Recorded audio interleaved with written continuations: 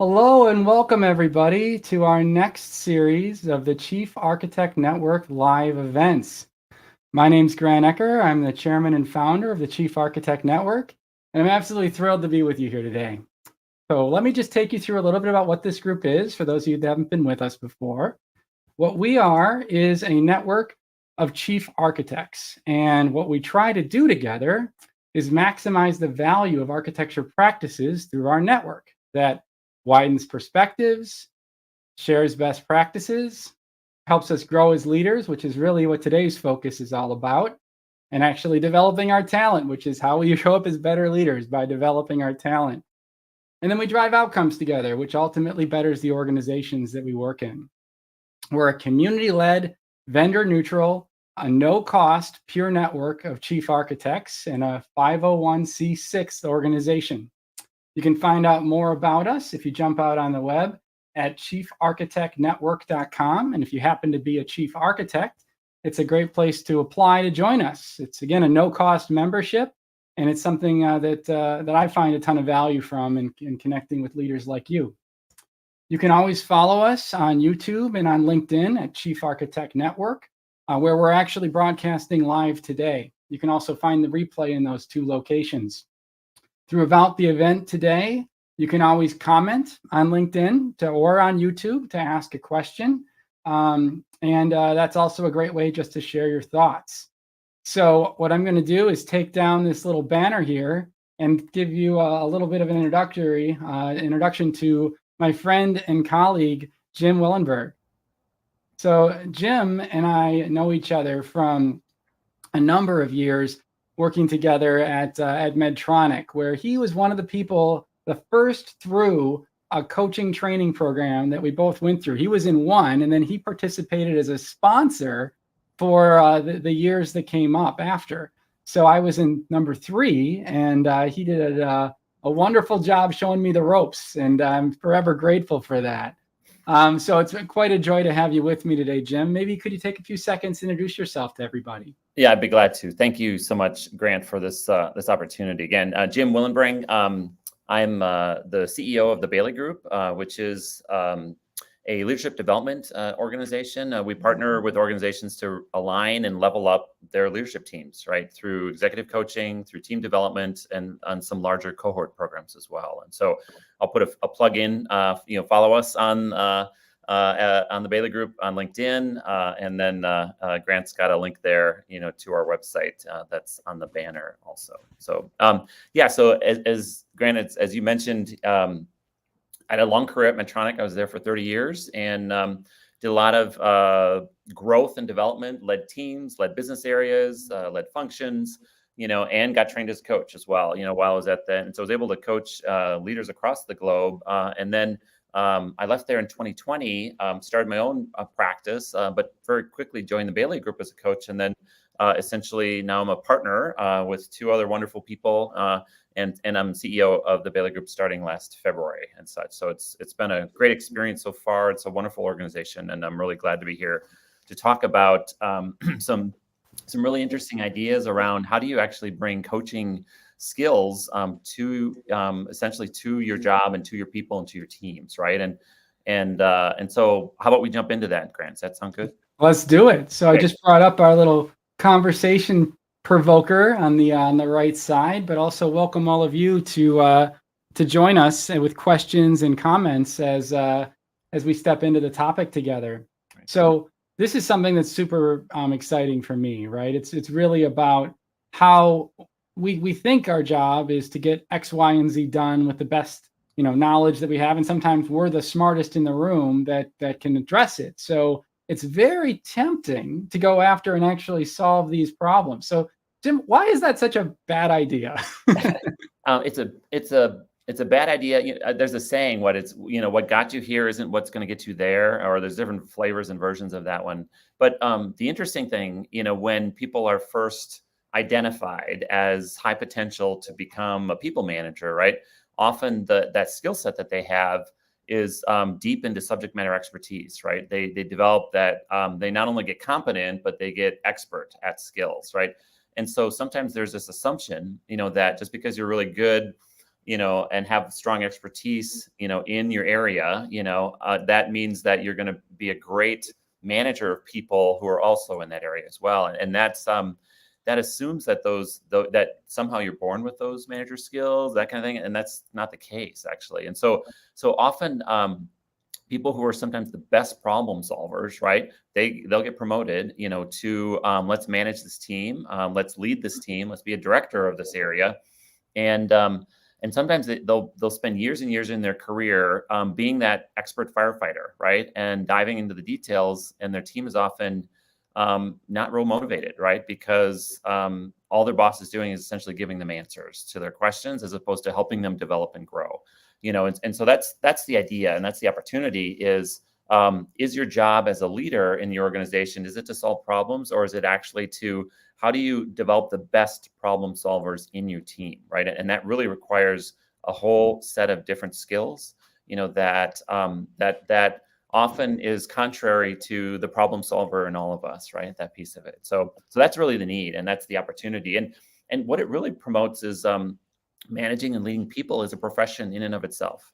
It's not just a recognition of me being really good as an IT leader or as a marketing leader or a business leader, but it's actually a set of specific skills, just like an engineer, just like an IT professional, just like a marketer, that needs to learn in order to be able to better lead people and to lead their business area as well. So that's kind of the background.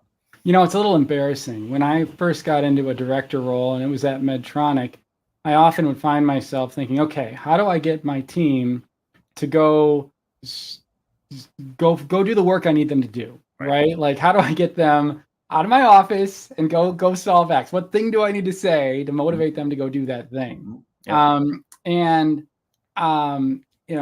Thankfully, I had a very compassionate leader who went, we got some work to do. Right. And he aligned me with an executive coach that helped me figure out those people that I've been kind of trying to figure out how to just kind of direct them in the right way are actually the work.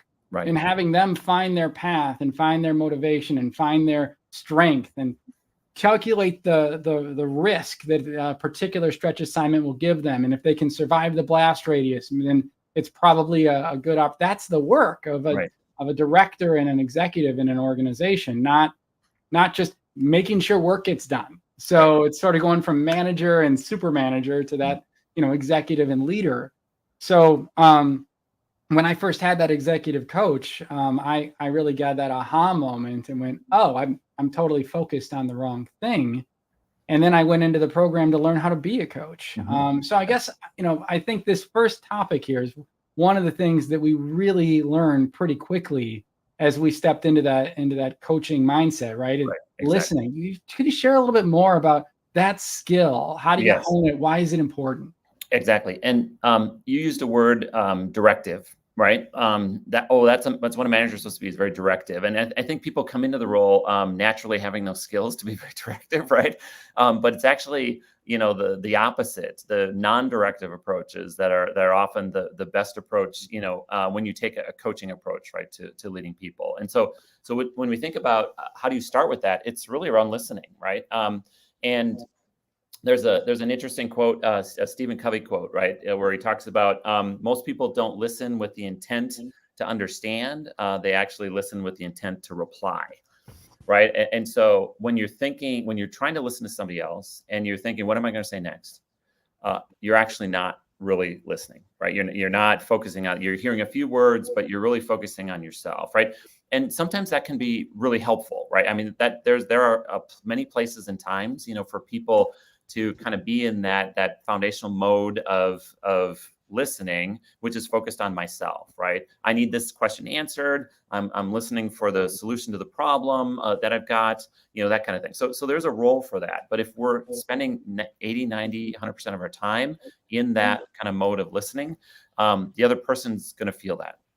They're going to feel like that you're focused too much on yourself and not on them. And so some of the advanced listening kind of skills are really around how do you focus around that other person, right? Where you set aside your agenda and your pieces. You have a question that you may ask them, but you're really listening not only to what they say, but their facial expressions, right? The confusion that's showing up. Absolutely. That understand first, right, before being understood. That's a great quote, Laura. And that's exactly what I'm talking about. And how do you understand, right? Well, you get curious. And so those advanced listening skills are not where you're just completely being quiet, right? But you're saying things like, some of my favorites are, say more about that, versus a why question, right? If you ask the why question, sometimes people feel like that's you're putting them back on their heels, that they've got to justify themselves, versus things that are a little bit more natural and curious, right?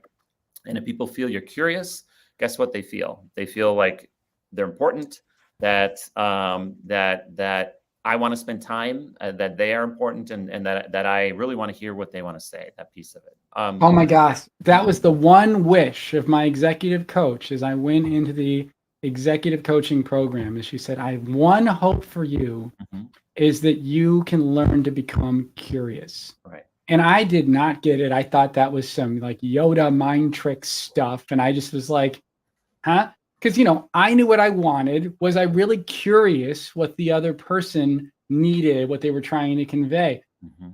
I don't think I was earlier in my career. I think I was just focused on the thing I wanted to do. Right. So I can't put enough underlines. Like, if you can be curious, what percent do you think you're there in that EQ journey, if you truly are curious?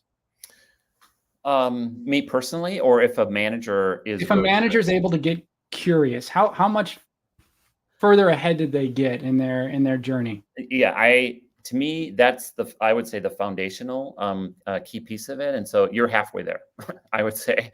And that's a significant step in that direction. And that authentically curious, right? Because that curiosity communicates care. It communicates importance. It communicates priority. It communicates a lot of things. And it kind of sends things not only through the channel of words, but also they can feel it, right? That emotional channel. Absolutely. So I think the other piece of it, that the next level, this is kind of like the ninja level of listening, is really about not only paying attention to the other person, but how do you kind of broaden the context, right? Where you've got a much wider focus. And so people saying things like, I get the sense that, that's some of those words. You're sensing what's in the room, and what's is there an elephant in the room that's not being said? Are there elements around people? You've heard, have you heard, Grant, about leaders who can read the room? Yeah. Right. That is that kind of advanced kind of ninja level of listening, right? Where they come in, they're sensing, and sometimes, if you're in with a really powerful listener as a leader, and all of a sudden they're focusing on you, all of a sudden it feels like everything falls away, and they're listening to you directly. So it's almost a one-on-one in a larger group setting, but they also have that broader sense for what's going on. How do they read the room? What's the sense? What's the tension? What's the lack of tension? Where's the enthusiasm? And then there's a power of naming it. Right? I get the sense of this, right? I get the sense that people aren't engaged today. I get the sense that people are really excited about this, right? And just putting that out there. They use their intuition as part of that as well. And if you don't kind of cultivate that personal level of intuition, right? That's a small whisper in a lot of people that you can grow to be able to recognize and take chances and take risks with what your intuition is telling you. Well, I love this question from Wahid. Sorry, it's not showing up on the screen. That's a permissions thing on LinkedIn. But, how critical is emotional intelligence? It's fundamental. So when you think about, it's sometimes helpful to think about, there's a data channel, right, in our communication, and then there's this emotional channel, right?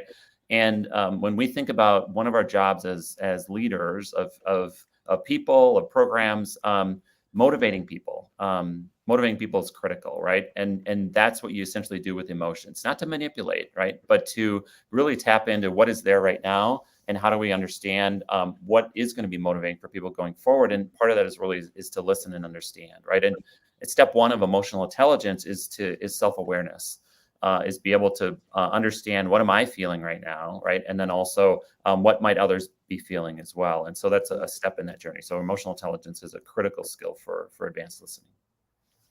Amazing. I like this comment from Boris. Change your questions, change your life. Yes, absolutely. Yeah. Uh, That would be a great segue, Grant, I think, into the next topic, which is around kind of powerful questions, right? totally agree. Yeah, that change your questions, change your life. So here's a question for you, Grant. How do you, when you ask a powerful question to someone else, how do you know it was powerful for them? Because they don't answer right away. Yeah, Right? They stop, they think, and they have to expand. Whatever frame they were in, they go, oh, Mhm. like questions like, what else have you considered? Right. Well, I came in here, I'm gonna like a dog with a bone. This is it. What else you consider? What do you mean? What else? Oh, what else did I? Right. Which also can be a little clue of it can be almost instructional in a way, in a non-manipulative way of Mhm. you should be considering other things. I assume you did. What else were they? Right. Right. Exactly. And sometimes people will say, and I actually had a coaching session this morning with a leader, where I asked a question and there was that pause, like you're talking about, and all of a sudden they disconnect from the conversation because they are thinking strongly inside of you, and they'll sometimes or often say, "That's a really good question," right? Right? That's a really good question, right? And their eyes go up, right? And the best thing to do at that point in time is nothing. That's right. Is absolutely nothing, right? Is when you're able to land one of those powerful questions, silence, right? Or a supportive silence, but it's really there's multiple kinds of silences, right? There's a reflective silence, there's a hold the space and a caring kind of silence. And this kind of thing, when you ask a powerful question, let them think. You can almost hear the gears clicking in the brain as they're reframing themselves, right, going forward. So powerful questions are open-ended versus closed-ended, right? They're not something you can answer with a yes or a no or with a discrete answer, and so they're much more open to that, a much more open kind of questions. They're short too, right, Jim? Yes, Really short. exactly. And one of the most challenging things that one of my coach supervisors gave me as a challenge in my training was, Jim, I want you to do the next 3 coaching sessions, right, by asking questions that were 5 words or less, no longer than that. And I was like, that's impossible. There's no way, right? But we throw word salads out there all the time, right? And it's funny how the really short ones, right? What's the core issue, right? I often find questions that begin with what, are often a really often a little more powerful. What does success look like? What's the priority of this? What will you What's important about that? Yeah, what's important about that? What do you commit to doing, right? I mean, so there's a number of powerful questions that you can often think of. I think of it sometimes in a one-on-one framework, right? But you think about this in groups, right? There's questions related to focus and outcome, right? What would you like to get accomplished today? If you and I are celebrating at the end of today, what will we have accomplished? What will we have done? That's a little longer one. And so there's an element around, why are we here? What's our topic? That piece of it. And then what does good look like or great look like at the end? So there's kind of a focus piece. Then there usually there's a shift into awareness, right? What's the problem? What's the issue? What's important about that? What's the challenge for you? So I think there's like the grow framework. There's a lot of examples of questions out there that are really good, powerful questions. There's the exploration phase often. If you know a problem, well defined is a problem half solved, right? So if you spend some time around that definition and getting clear about it, and then going essentially, using those what questions, right? There's elements around exploring what else, those, say more about what that. else? It's so simple. What else? Exactly. Because so much more comes from that simple question. Yeah. One of my favorite. Go ahead, Jim. Sometimes people will lob real generalities out that, and one of the things I love, a couple of questions I love to ask, that are powerful ones is the say more about that. And so they'll naturally, that expresses curiosity. Hey, I'm interested in what you say more about that, right? The other one is take that to the next level for me, right? There's a power of distinction, that's a really powerful skill in asking questions is to stay in that sweet spot of not getting in the weeds, right? But not staying at too high of a level, but getting into that sweet spot of the area that's really valuable for your conversation. So I'll give you another one that I really enjoy. There's this framework called Dress the Knight, Slay the Dragon. And I absolutely love this. I learned this in my coaching training from the coach that took me through the certification piece. And there are what questions that are around a piece of resilience. You're not able to go after something you really want. Right. What has allowed you to tolerate not getting it, right? What makes this timely right now? Yeah. What are you willing to give up to get there? Right. Right. These simple triangle of like dressing your strength to go after this thing. Let's go after it. And it's amazing how some of these open questions can actually move you into the next piece, which is forwarding action. Right. Exactly. Yeah. And that's getting into that responsibility piece. Absolutely. And I love that phrase. How do we forward the action piece of it going forward? What will you commit to doing? What's your takeaways here, right? If it's more reflective and brainstorming, right? And then there's the classic, what will you do? When will you do it? And how will I know you've done it? Kind of thing, right? Yep. Which kind of turns the dial up on accountability, right? Which some people thrive having strong accountability. Other people have a personality saying, well, I said I'd do it, and so I'm going to follow through with it. So don't hover, right? That piece of it. So understanding, what's the accountability they like to have, when you're talking with, your direct report or that person, that can be helpful to understand how high you turn the dial up around that responsibility piece, right? What else do you need from me? That piece of it. So that hit me. Even when you just said, "What else do you need from me?" It builds accountability, right? It's funny. You're offering more, but you're actually like kind of laying down the law that we're going to make this happen. What do you need from me to get there? Right, exactly. And I think some of this ties into some of the motivating feedback piece of it as well, right? Which is, let's say you're brainstorming questions, or somebody comes to you with a challenge or a problem, right? There's some powerful questions around what's worked for you in the past. Let's say I have the answer, right? Grant, you're coming to me, right? And you've got this, you're struggling with a problem or whatever. And, and I may already have an answer in my head, right, around it, but what's the opportunity for you to stretch to become that actual problem solver if I keep feeding you the answers, right, to the questions, right? So that opportunity to be able to say, what's worked for you in the past? What do you know right now that is true about this? So those are some really powerful questions around, because it not only has them think about it, but that type of question essentially is communicating to you that I believe that you have the answer inside of you. You may not have it right now, okay, but I believe strongly that you can discover it, and just feel the motivational difference, right, of those elements. I think is really critical. Question from Wahid: 4I values of integrity, intensity, innovation, and involvement. Do these resonate?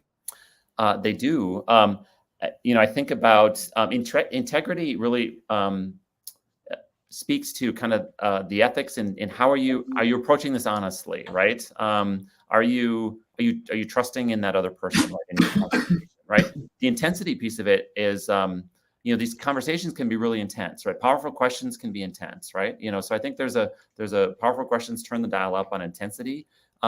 We've just been talking about innovation. Is how do you not just give answers to your team, but hope actually, and sometimes they come up with better answers that I would have given them myself, right? And so that really, these powerful questions open up, I would say, the innovation funnel, for other ideas, right? And this is intensely around involvement, absolutely. So I think these 4 I's really apply well.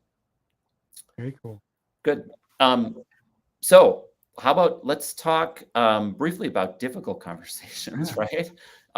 So to me, there's an element, and we talked a little bit about emotional intelligence previously, right? And this is, oftentimes these conversations are not just about, about fun things to brainstorm about or challenging problems, but there's a conflict there, right? And so this is where emotional intelligence is critical, right? And to me, with difficult conversations, you actually have 2 conversations. There's a conversation you need to have with yourself first, which is, what do I see as what happened? What are the facts, right? I'll put quotes around that. What are my viewpoints, right? How did I contribute to this? What are my intentions? How am I feeling about this, right? If it's a difficult conversation, is it really difficult for me as well as the other person I'm going to have it with? And then, is there a challenge to my identity in some way, right? If For example, is if I think that I'm a really good developer of people, and and this person's having difficulty with some development challenges that I'm doing with that person, right? Does this challenge some of my identity? And so I think there's an internal conversation first, really to flesh those out and kind of get those out, for yourself, and then be able to approach it in a neutral manner, a neutral perspective. Then when you actually have the conversation, or more neutral, how do you explore their story using advanced listening, powerful questions, and then share your own as well, and then you can problem solve to move forward together. That's kind of the recipe, is that internal conversation first, and then the conversation with the other person is, try to explore it from a neutral perspective, explore their story and yours, and then problem solve going forward. So that's Well, what do you do if you catch yourself in a bit of that limbic brain? So, the lizard brain, right? A lot of times we have our cerebral cortex protecting us, allowing us to show up as an executive. But sometimes these difficult conversations can kind of put us in a place where the lizard brain shows its head. How do we recenter ourselves as executives to make sure we continue to lean in a productive way? Yeah, I'd say there's two ways. There's probably many ways, but two ways come to mind. One is there's an opportunity to be able to ground into your senses. And so what you're talking about is your brain is hijacked, right, into the limbic system, into exactly the stem, into the, kind of the root of your brain that essentially has very little space between stimulus and response, right? That piece of it, right? So if you can wedge in a little microsecond of a gap between how you want to respond versus how you actually do respond, part of it is sometimes it's just to take a moment and try to get into your senses, right? Whether it's touch, whether it's sound, whether it's a piece of it, but the actual step of actually going into your senses pulls your brain and your thinking into more of the prefrontal cortex and more of the, I would say, more of the advanced thinking pieces, and can calm that, right?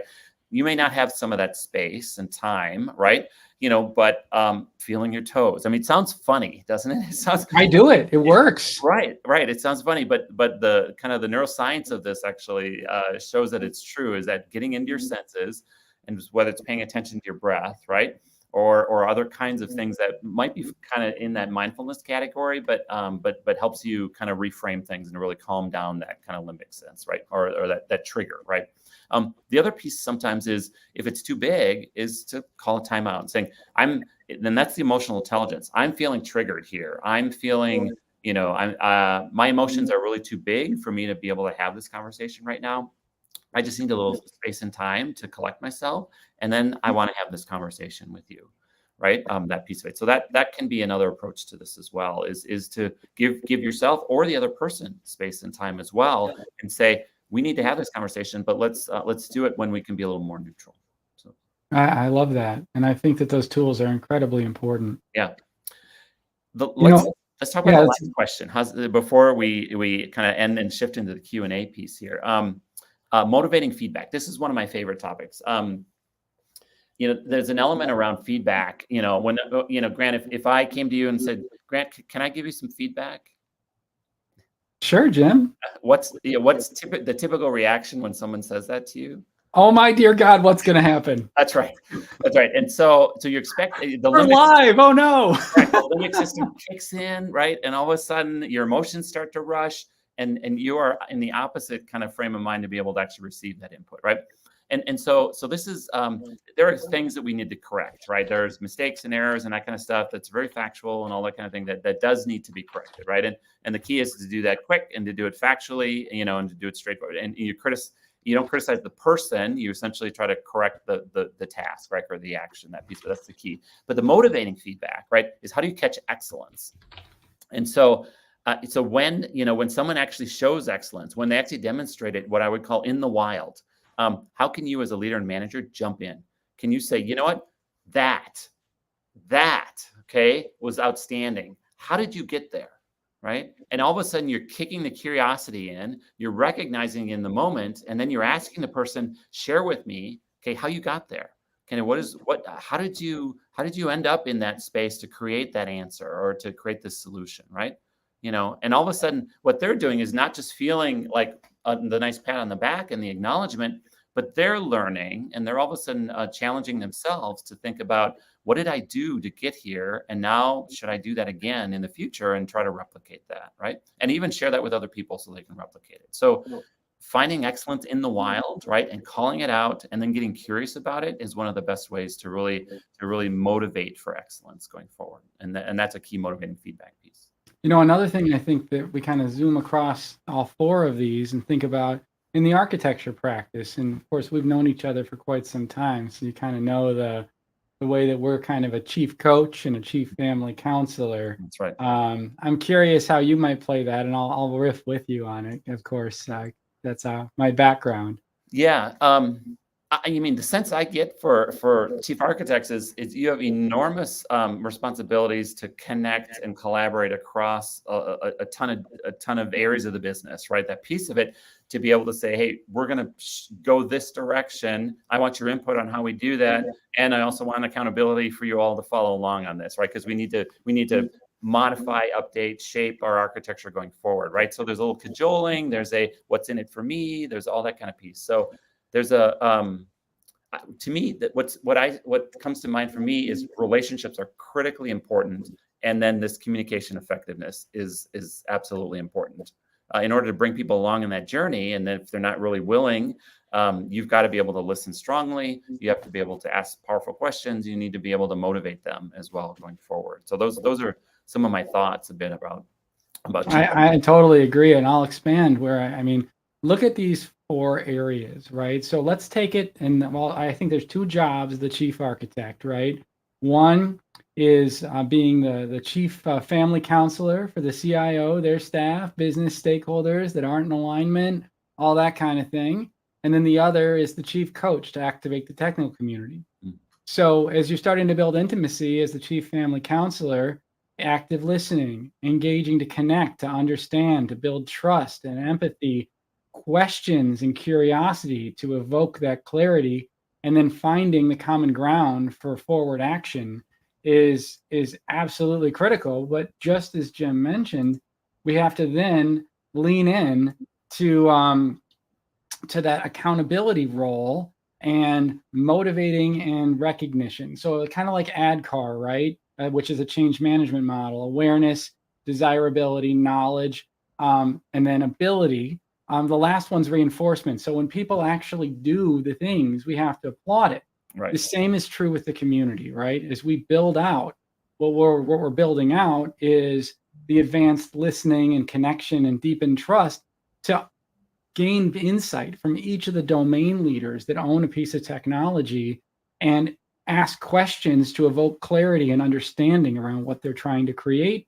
And then how do we forward that action across their broader set of stakeholders in IT and the business to achieve what they need in a more broad sense, with the same accountability, the same difficult conversations when others disagree. But what I love, Jim, about what you've put together here in this model and what you've trained me on early in my career is how those first 2 bullets allow us to do the next 2. Right. Absolutely. They're foundational to it. Absolutely. They're foundational to a lot of skills, I think, in life, right? Because you look at this: advanced listening, powerful questions, difficult conversations. Those don't apply just at work, right? They apply in life, right? With friends, with families, with relationships, that piece of it. So they're foundational skills that apply everywhere. Now, there is a caution that I learned, which I feel a duty and a responsibility to share now that we've given people some tools to try, and that is, please don't coach your spouse or your significant other. So, Jim, do you agree with that statement, or what are your thoughts on that statement? No, I would agree. My wife is a mental health counselor, and so let's just say she had a running head start on a lot of these skills, and so I've had that opportunity to learn, I would say, through her. But yeah. Practicing, can get really personal, right? Can it? And such. So, finding. But honestly, it's a really good point, Grant, around finding some trusted people that you can practice these things with is actually really important. Whether you actually engage a coach, right, who can be a very trusted partner to be able to do this work with you, or friends who are interested in developing these skills as well, colleagues, that kind of thing. This requires vulnerability. because it's often a change for people, and it's practicing a skill that's different than what they have right now. And guess what? You learn more from your mistakes than you do often from your successes, and so that opportunity to have that safe space to be able to try things out, display vulnerability, and to be able to learn from it, in a safe environment is a recipe for really accelerating your learning and getting these skills really as part of how you show up as a leader. Looks like my friend Karsten has stepped in. And Karsten, when you come on video, we'll add you to the stage here. We'd love to hear what you think. Looks like you're here. Go ahead, come off mute. We'll bring you on. Thanks for being here, Karsten. Sure. Yeah, I really enjoyed the conversation, and it's a very important topic, right? Especially for technology leaders, to understand your audience. And one of the things that a class that I enjoyed that helped me a lot, and I think you brought up a lot of those points, is to really understand the context of your audience, then engaging, preparing for communication with an audience, and then ultimately really focus on listening and active listening. And then you might learn that your messaging was a little bit off, and you need to adapt. And so I do multiple rounds with multiple stakeholders before you have that really important meeting, right? And then going forward, take that into your learnings for future communications. Yeah, and Karsten, I love that that there's a preparation and then there's an openness, right? And clearly you've got an agenda and there's some key things that you want to share and communicate. But if you're truly listening to understand, right, you're truly then part of that is to put on pause all of that agenda in your mind and listen to the other person, right? And so that's a challenging skill for a leader to have, right? Is to be able to do both, right? Is to be able to come in, point of view, be able to share that, and then flip and shift, versus thinking that, hey, it's my answer or it's the highway, right? Right. And another learning for me was to really look at the situational context of that you're in. Thought, in past conversations, I've adjusted my communication style for specific meetings, but I realized that within different teams, you might have a different culture on how to communicate, and to really understand that you might have a team where 50% is in this culture, and you have or peers, right, that are in a different culture, and you adjust your communication approach is super important. Mm-hmm. And getting curious about when you're first interacting with those different groups of people is what is it about how I'm approaching my communication here that's resonating with you, and what isn't, right? And so that's a vulnerable question, because you're opening yourself up for feedback, right? But it's a powerful question for them. And if you've got enough trust or psychological safety, in the room, hopefully they can feel like they can weigh in and provide that kind of feedback, right? And then how you listen to them then is going to telegraph and communicate strongly to them how receptive you are in hearing that, right? Mm-hmm. Right. Karsten, you brought up the MIT relate construct, and I jump to Laura here in a moment, but can you tell us what your favorite part about that communication model and how it's helped you? Yeah, I think I talked to some of that, but I think it's really the the cycle of really preparing, doing your research before, and also creating an environment for the right communication. So I think one of the pieces for that class was to engage in difficult or a little challenging communications where you're trying to help somebody grow, but also understand where they're coming from, trying to not go in a communication with a previous bias, and stay open-minded, right? Mm-hmm. And really inviting the participant to communicate, active listening, and then you're providing that safe environment for somebody to have a conversation. And then once you have that, you often find a way to go forward.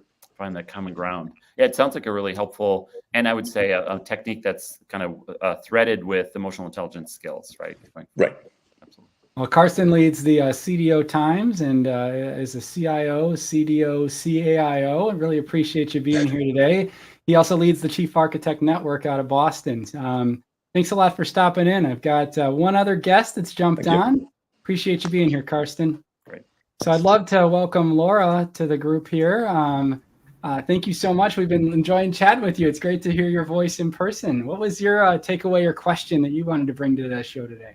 I feel like there's like a coming home to this conversation. I see Stonehenge behind you, Jim, and it's just, I almost feel like both you and Grant could start a college course in this for chief architects. Like Grant, when you said chief family counselor and chief coach, like those are skills that a lot of chief architects don't have. So what you're talking about is crucial as you move forward in your career, but a lot of people don't talk about it. They just talk about, the technical knowledge, which is also important, being able to have certifications in AWS, GCP, wherever you are. But man, I feel like this is an underserved area. And I was thinking as you were talking, and this is a crazy acknowledgement, as football gears up in the United States, right? Tua, one of the football players, was talking about the coaching difference, right? He had like Flores on one side, and then he had this crazy guy, Mike McDaniels, with his glasses, right? He's like, well, it's night and day from a coach, right? Some coach is telling you you suck, and another coach is telling you you're great. I also feel like that could be kind of an analogy as we move forward in chief architecture. Like there is this people element that we don't talk about that much. It's just expected that when you get to a certain executive level, you have this charisma. And I put in the chat, Chris Ross in several meetings has called me out where when you said it, Jim, like I felt like the whole room melted away. I was like, he has that presence. And it just, the humbling, the kindness, the intelligence, like once again, I would sponsor both of you for a college course, for some type of art. Maybe we can do it with the open group. Who knows? Like, I am just like, yes, we need to talk about this, like this people relationship. Yeah. I love it. And I couldn't agree with you more, Laura. I'd love Jim to respond too, but it just hits a chord for me because I feel like the skills I developed with an executive coach and then becoming one have made me a far more effective architecture leader. And that's actually one of the reasons why the Chief Architect Network has a referring network to executive coaches, because I think it's one of the key development areas we often don't get offered in our normal career development, and one of the biggest enablers to the impact of the architecture function. So it's something I truly believe in. And I think, having a good peer to connect with, having a mentor to connect with, these are really powerful. But if you really want to grow EQ, it's about finding a new set of skills, and you generally need someone to show you the way. Jim, how does it land for you? No, absolutely lands. And let me try to speak a little bit of your language here from a data side of things, right? You do fine with that.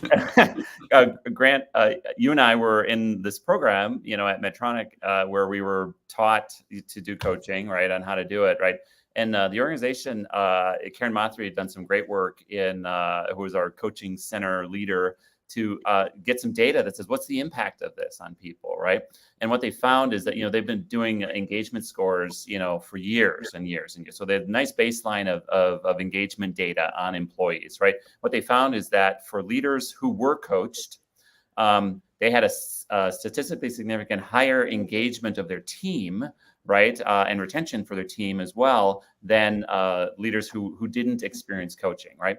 And then they looked at the coaches, because these were all employees internally, and they found the coaches even had higher engagement, right, from their team members. Because there's a funny story that I share, that I was doing coaching with a commercial leader, very extroverted, working on delegation, right? And and I asked a question, what percentage of the time during your team meetings do you talk, right? And that was like, right, that was like a powerful question for him, right? And he's going, I talk 80-90% of the time in my team meetings, right? Okay. And it's like, okay, well, guess what your homework is? Next one, I want you to talk 30% of the time. And okay. And then he was like, I can't do that. It's like, well, what would need to be true, right, for you to do that, right? So all these power questions, he started going at it. And then the interesting thing, later on that afternoon, I have my own team meeting, and I'm feeling good about the powerful questions I asked this. In my own team meeting, I am like talking 80% of the time, and I'm going, oh my gosh, right? And so you can see that us coaches, we're not perfect, right? But we learn alongside of our clients, right? We learn how to ask powerful questions, and guess what? Those questions show up for ourselves as well later on in the day, right? And later that week as well. And so then I switched. I said, I'm going to stop talking here, and then I strategically shifted. I said, the structure of my team meetings is wrong. Okay, I'm going to have you all lead them. Right. And I set up a supportive structure, right? Because I'm developing leaders, right? And developing my team. And so then I created a structure that said, you're going to lead strategy, you're going to lead our stand-ups, and you're going to lead our team and talent ones every month. And I'll help you, but I'm going to step back, right? So just an example of that piece of it, of how do you do that? So, Karen Mothry, often 14 to 18 point average difference in engagement scores. That's awesome. Karen, you're on the call. This is good. Great to have you on there. So I wanted to share this with you, Laura, while you're here. So what Karen built at Medtronic is the program that Jim and I benefited from. Now, she actually ran and created this thing that trained executive coaches from executive leaders. It was high potential directors all the way up to senior vice presidents, Jim being a super senior leader in that space. And what we learned was they did measures. They looked at the employee engagement scores of the leader, of the coachees, because we would be basically renting ourselves to people that were organizationally distant to us, another country, another function. So we could really be outside of their bubble and providing some coaching guidance that normally would have cost about 4x more outside. So what was fascinating is, say that coaching delivery cost, I'll make up a number. No, I won't. It is 1/4 the cost to train a coach versus deliver the number of coaching engagements that coach will deliver during the program. So obviously do that just for the money alone. But here's the amazing part that's in Karen's little note here. The coaching client score would go up. Their engagement would go up 10 points. No one's surprised. The coach's score would go up. Actually, she's right, 14 to 18 points, not 10 points, even more. And that's surprising, but it's just what Jim talked about. I'm having these aha moments. I'm going to make my staff meetings suck less, right? And then the best part is they pulled the whole organization under the coach, and the entire org would go up 14 to 18 points. So for organizations, if you're listening, invest in a coaching program, because this is the kind of people-centric and actually cost-centric ROI you can have in development. So I thought that was super cool. Absolutely. I can't help it. I just geek out on that. Right. It was actually one of the reasons why Karen and I were able to create the certification program, because we figured out we could double the ROI again for leaders that went through first the training and then were willing to stay on, coach even more people and become certified. So super grateful for that journey. Honestly, kind of feels like a good place to wrap. Laura, thank you so much for joining us. Thank you, Laura. Jim, I'd like for you to maybe give us some key takeaways as we kind of close out the session. Yeah, I think the key thing about these is to actually transfer intention to action. Is to we talked about vulnerability a little bit there in that comment, but the opportunity to try things out. Treat leadership as a profession. Okay, you're not just an IT professional, you're not just an architect, but you're a leader of people, right? And think about those skills, that you can develop as a leader, and then put a plan in place, right? And then put a little accountability in place, and find a person that you can trust, right? That you can practice with, right? And get better at. A 1% improvement every day, right? You think about the compounding impact of that over time, and you're going to improve your leadership skills, and you're going to bring up your whole organization underneath you. So I think that's absolutely right. Jim, thank you so much for being here. Nobody can share this message quite like you. And I just am thrilled about the impact. I mean, think about this. Jim has trained, only gone through this training, he's trained me and all the other cohorts of leaders at Medtronic. And now, as the CEO of the Bailey Group, he's ensuring coaches have the support to make that impact on others. So just think about the impact, Jim, that you're having in our world, and how many dinner tables are happier because of the engagement you've created, the empowerment you've created. It's pretty incredible. Thank you to everyone who's joined today. And of course, if you are a chief architect, join us at chiefarchitectnetwork.com and follow us on the YouTubes. And also definitely connect with Jim. He's an incredible person to learn with. And I just so appreciate you being here. Hope everyone has a great rest of their day. And thank you so much for spending time with us. Great. Thanks so much, Grant. I appreciate you. Take care, everybody.